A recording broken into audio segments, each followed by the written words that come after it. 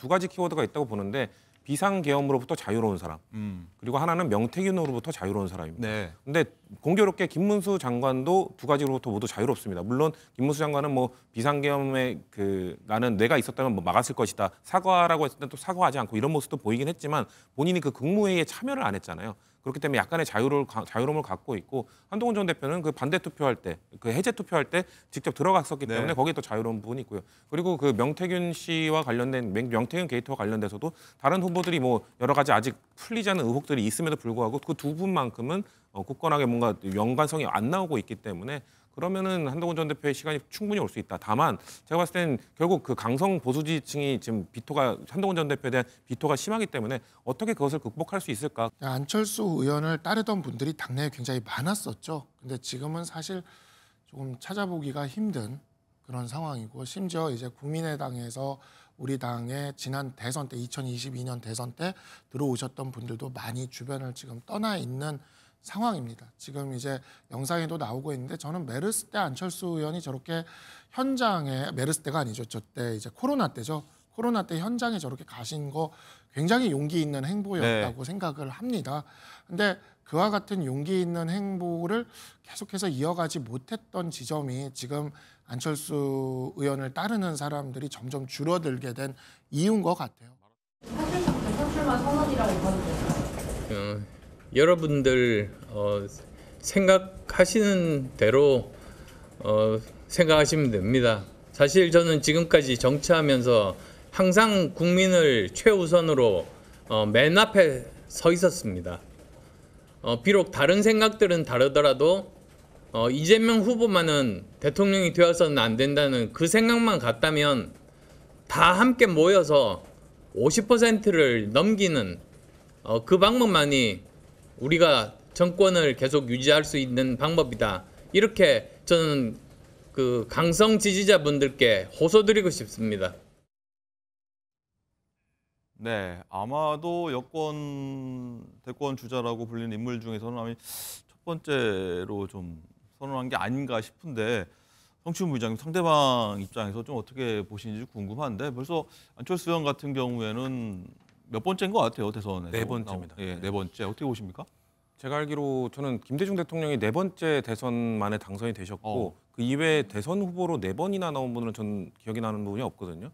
그렇기 때문에 이번에는 꼭 완주하시길 바란다는 말씀을 드리고 싶습니다. 왜냐하면 첫 번째 나오셨을 때는 문재인 후보를 지지하면서 사퇴를 했고 두 번째 때는 완주했고 세 번째 때는 윤석열 후보를 지지하면서 사퇴를 했습니다. 네 번째는 꼭 완주하시길 바란다는 말씀을 드리고 싶고 근데 네 번째 정도 대선을 나오는 분이면 이제 좀 안티테제 말고 다른 좀 정책이나 이런 비전을 제시해야 되는 게 아닌가. 제 기억에 2012년에 나오셨을 때는 박근혜는 되면 안 된다였고요.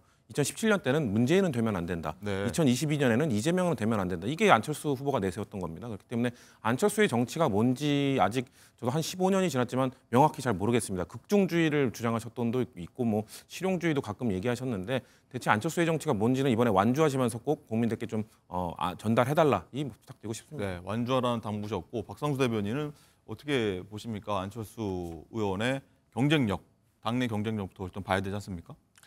안철수 의원을 따르던 분들이 당내에 굉장히 많았었죠. 근데 지금은 사실 조금 찾아보기가 힘든 그런 상황이고 심지어 이제 국민의당에서 우리 당의 지난 대선 때 2022년 대선 때 들어오셨던 분들도 많이 주변을 지금 떠나 있는 상황입니다. 지금 이제 영상에도 나오고 있는데 저는 메르스 때 안철수 의원이 저렇게 현장에 메르스 때가 아니죠. 저때 이제 코로나 때죠. 코로나 때 현장에 저렇게 가신 거 굉장히 용기 있는 행보였다고 생각을 합니다. 근데 그와 같은 용기 있는 행보를 계속해서 이어가지 못했던 지점이 지금 안철수 의원을 따르는 사람들이 점점 줄어들게 된 이유인 것 같아요. 마라톤도 하고 있고요. 네, 그렇기는 하지만 현재 우리 당에 어찌 보면 극우화라고 할 수 있는 극단화, 이 극단화라는 것을 막아내는 그러한 역할에서는 분명히 역할이 있을 거라고 생각을 합니다. 네, 어떤 역할이 있을까요?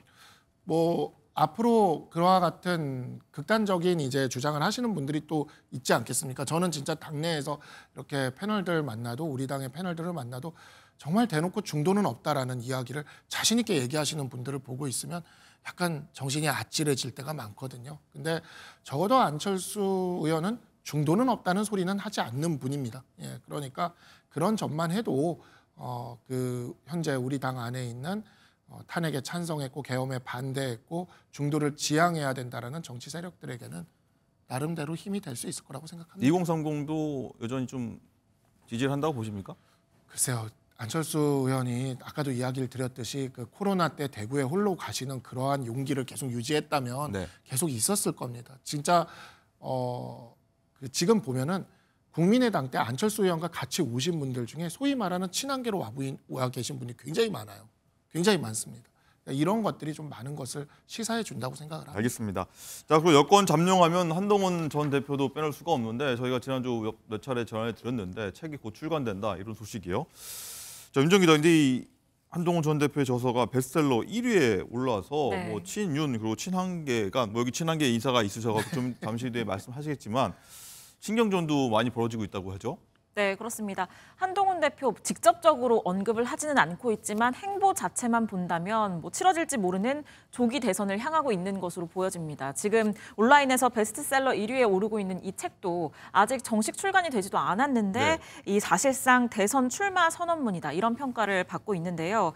한 전 대표는 이제 책이 출간이 되면 전국을 돌면서 북콘서트를 여는 방안을 검토하고 있는데 이 북콘서트에서 자연스럽게 12.3 비상계엄 그리고 윤석열 대통령에 대한 탄핵 심판과 관련된 문답이 오갈 것으로 보여지고요. 또 물밑에서도 이른바 이 한동훈 캠프의 윤곽도 상당 부분 갖춰진 것으로 지금 전해지고 있습니다. 박상수 대변인도 속해 계신데 네. 친한계 인사들 언더73 모임을 만들어서 이미 한 전 대표를 지원 사격하고 있고요. 이런 한 전 대표의 행보에 친윤계는 좀 날카로운 시선을 보낼 수밖에 없는 상황인데요. 일례로 윤상현 의원은 지금은 한동훈 전 대표의 시간이 아니다라면서 대통령의 시간을 침해하지 말라 이런 경고를 보내기도 했습니다. 네, 박상수 대변인께 한번 여쭤봐야 될 것 같은데 뭐 4만 부가 팔렸다, 예약이 됐다, 뭐 이런 얘기 들리는데 한동훈 대표는 실제로 이런데 기사를 좀 접할 것 같은데 많이 좀 고무돼 있습니까? 아니면 좀 이 현상을 어떻게 지금 보고 있답니까? 그러니까 저희들이 이제 요즘에 여론조사 결과가 나오는 거를 볼 때 어떤 생각이 드냐면 정말 많은 분들이 우리 당에 대한 실망이 지금 많이 큽니다. 그러다 보니까 그런 분들이 이제 침묵을 하고 계시는 거죠. 의사 자체를 표현을 하질 않아요.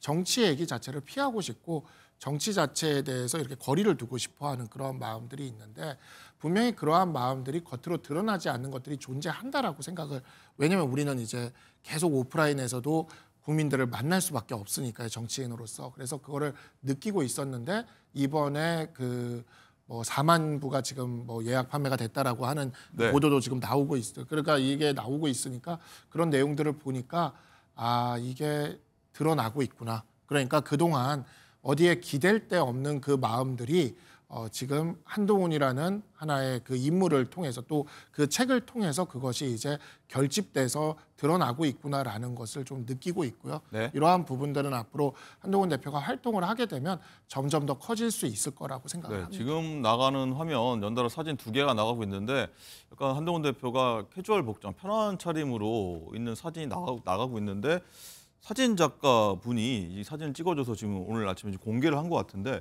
저런 건 뭐 예정이 돼 있던 겁니까? 어떻게 된 겁니까? 어떻게 해서 저런 화보를 일종의 찍게 된 것 같은데. 저 사진 작가분 저는 몰랐는데 되게 네. 유명한 분이시더라고요. 네. 근데 저는 몰랐어요. 몰라가지고 그래가지고 그냥 이제 대표님이 이걸 사진 이렇게 뭐 올리시면서 찍어주고 싶다 그래서 이렇게 응했다고 하시더라고요. 그래가지고는 그랬다고 하는데 이제 우리 쪽 그 한동훈 대표 쪽에 정치하시는 분들이 사실은 잘 몰라요. 이게 사진이나 이런 거에 대해서 네. 잘 모르다 보니까 그래서 어떤 분은 이제 춥지 않으셨어요. 그러면서 이게 최근에 찍어서 네, 최근에 찍었으니까 추운 날씨에, 네, 예. 추운 날씨에 이게 춥지 않으셨어요. 그랬는데 근데 어쨌든 간에 그만큼 이렇게 지금 보면은 저도 언더73을 하다 보니까 팬아트 같은 걸 그려서 보내주시는 분이 있는데 너무 좋아요. 팬아트가. 근데 그렇게 한동훈 대표를 그냥 응원하면서 그렇게 해주시려는 분들이 있는 것 같고 다 받을 수는 없지만 또 대표님이 여기에는 좀 응하신 것 같다라는 생각이 듭니다. 네, 성추인 부의장님 일단은 뭐 국민의힘 내부에서는 친윤계 의원들 같은 경우 굉장히 좀 지금 현재 대통령의 탄핵 심판이 끝나지 않은 상태에서 한동훈 대표가 나서는 모습에 대해서 굉장히 좀 불쾌감을 좀 드러내고 있거든요. 제가 실제로 정치에 복귀해서 나온다고 하면은 경쟁력은 얼마나 있으리라고 보십니까? 저는 탄핵 심판이 인용될 거라고 보기 때문에 조기 대선 대선으로 넘어가면 보수의 지형이 확 바뀔 거라고 봅니다. 지금은 뭔가 보수 지층에서 아직까지도 끝까지 희망을 버리지 않고 대통령의 탄핵을 막아줄 수 있는 사람을 찾고 있기 때문에 김문수 장관의 지지율이 좀 높게 나타나는 것이고, 하지만 탄핵 심판이 이루어진 이후에는 누가 확장성 있는 후보인가로 뭔가 지형이 확 바뀔 것이기 때문에 그렇게 되면 한동훈 전 대표의 입지가 나쁘지 않죠.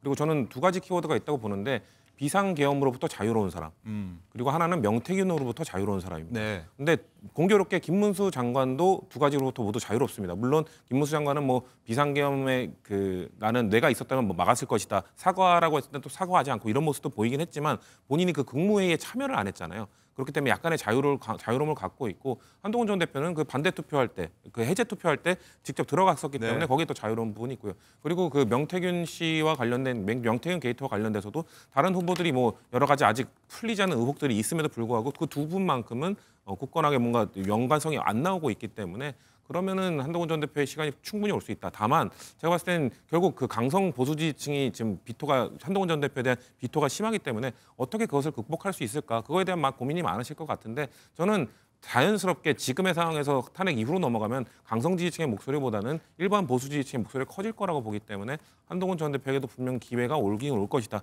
근데 그 갈등을 어떻게 극복할 것인가. 지금 친윤의 반응만 봐도 네. 엄청 예민하게 반응하지 않습니까? 이런 걸로 봤을 때 거의 뭐 입틀막이잖아요. 지금 아무 얘기도 하지 말라라는 건데, 지금 윤석열 대통령의 시간이 아니라 지금 제가 봤을 때 사법부의 시간인데 윤석열 대통령의 시간을 방해하지 말라? 저는 공감이 안 되는 상황이기 때문에 그만큼 친윤에서 지금 가장 경계하는 사람이 누군가가 드러난 건 아닌가라고 그렇게 네. 봅니다.